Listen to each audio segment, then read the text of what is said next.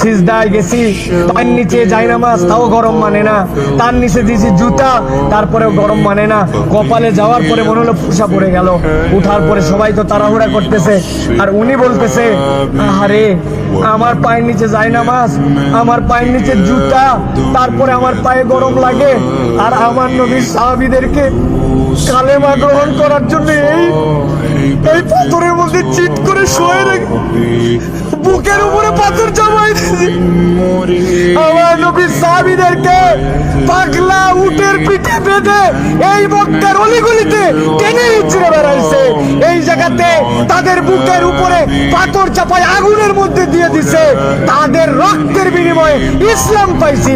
আজকে আমি 2 রাকাত নামাজে পায়ের গোড়ালি গরম হয়ে যাচ্ছে জন্য কষ্ট হয়, এসিটা একটু কম ঠান্ডা মারে জন্য কষ্ট হয়, আমার মাথার উপরে যদি একটুখানি সুন্দর ছাতা না থাকে কষ্ট হয়। আমার নবী, আমার সাহাবীরা কি কষ্ট করছে, এটা ফিলিংস এর সফর, হজের সফর।